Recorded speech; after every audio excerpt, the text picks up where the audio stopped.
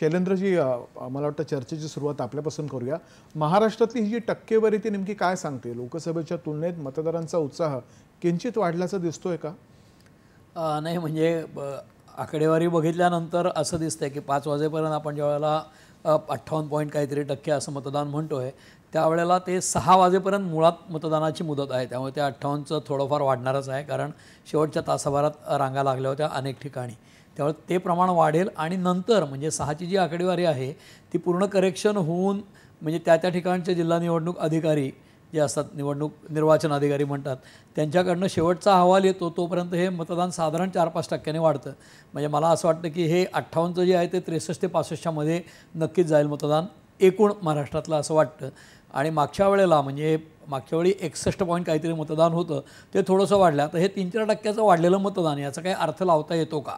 तर उत्साहात मतदान करतात असं आपण नेहमी गुळगुळीत झालेले शब्द वापरतो, परंतु एकूण जनमानस म्हणजे 14 कोटी लोक, 10 कोटी मतदार, या सगळ्याचा विचार केला तर 61-65 होणं, 61-63 होणं ही काही अशी प्रचंड मोठी वाढ नाही आहे. आणि निवडणुकीचे अन्वयार्थ लावण्याच्या अनुषंगाने जर विचार केला तर जनरली एक खूप वर्ष आम्ही हे कव्हर करताना असं लक्षात येतं आणि सगळे तज्ज्ञ लोक जे सांगतात त्याप्रमाणे जर मतदान अगदीच कमी असेल तर काही प्रॉब्लेम असतो, आणि अतिशय भरमसाठ असलं म्हणजे 80%च्या पुढे गेलं सगळीकडे, तर मग त्यांना एस्टॅब्लिशमेंटच्या विरोधात मतदान करायचं. हे जे आहे म्हणजे 55-60% मतदान हे मॉडरेट असं समजलं जातं, त्याच्यामध्ये ते स्टेटस कोइस्ट मतदान आहे असं जनरली मानलं जातं. आता हे 60च्या पुढे जातं आणि 65च्या पुढे जातं का हे बघायला पाहिजे. जे 70%च्या पुढचे मतदारसंघ तुम्ही म्हणतात तर तिथे अशा गोष्टी घडताना दिसू शकतील आणि ते आदिवासी बहुलय भाग असू शकतील. तर असे अनेक त्यात फॅक्टर असतात, आपण त्याच्यावर नंतर बोलूया असं मला वाटतं. खरं आहे. मृणालताई, आपण काय सांगाल? मला असं वाटतं सर्वप्रथम आपण गडचिरोली जिल्ह्यातल्या जनतेचं अभिनंदन केलं पाहिजे. गेली काही वर्ष माओवादाचा या संपूर्ण परिसराला प्रचंड त्रास होता.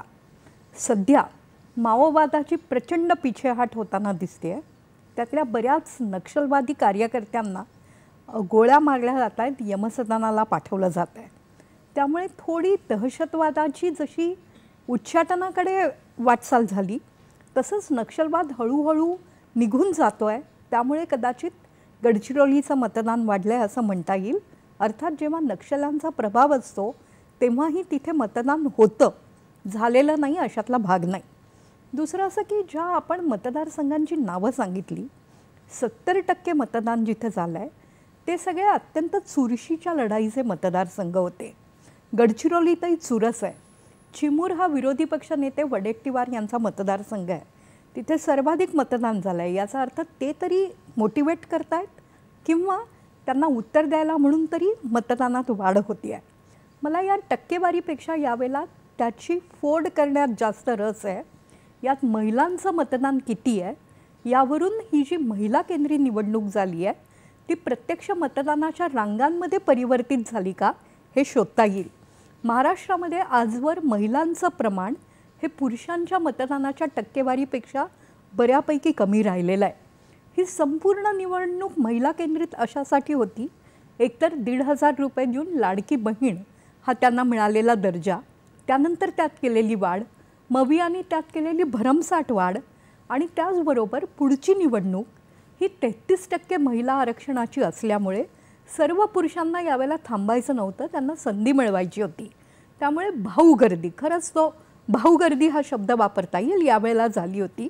त्यामुळे महिला किती प्रमाणात मतदानासाठी उतरल्या यावर बरंच चित्र अवलंबून राहील.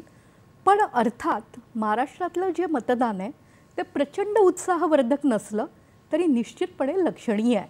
एकतर जो 6 पक्षांचा गलबला झाला होता आणि महाराष्ट्राची स्थिती अत्यंत दारुण करून टाकली होती राजकारण्यांनी, त्याचा जनतेला कुठेतरी मनात आयदर राग तरी आला होता किंवा नेते जेव्हा प्रचंड प्रमाणात कमवत आहेत तर त्यातला थोडासा लाभ आपल्याला मिळत असेल तर तो का न घ्या, अशा पद्धतीचा एक दुसरा वर्ग निर्माण झाला होता. या सगळ्याचं प्रतिबिंब मतदानाची टक्केवारी वाढण्यात झालेलं दिसतं आहे. ही टक्केवारी नक्की किती वाढली आहे उद्या कळेल. दुसरं मला फक्त एकच मत नोंदवायचं आहे. आज मी जे काय फिरली मुंबईमध्ये, मुंबई नेहमीच मतदानाबाबत निरुत्साही असते. मुंबईकरांना मतदान आणि राजकीय प्रक्रिया यांच्याशी फारसं देणं घेणं नसतं, त्यांच्या आयुष्यावर त्याचा फार प्रभावही पडत नाही. पण आज युवक मात्र अगदी औषधाला दिसत होते. त्यामुळे या देशाचं राजकारण इथल्या युवकांना लक्ष देऊ नये असं वाटायला लागलंय का, याचा राज्यकर्त्यांनी नियोजनकर्त्यांनी नक्की विचार करावा लागेल. मतदानाच्या टक्केवारीची फोड ही कोण निवडून येणार यासाठी पण महत्त्वाची आहे आणि समाजशास्त्रीय अभ्यासासाठी महत्त्वाची आहे. ते 1-2 दिवसात जेव्हा आकडे येतील त्यानंतर त्याच्यावर बोलणं आणि त्यानंतर तशी पावलं टाकणं हे उचित ठरेल. खरं. आता ज्याची सर्वाधिक चर्चा होते सायंकाळी 6 वाजल्याच्या नंतर ती म्हणजे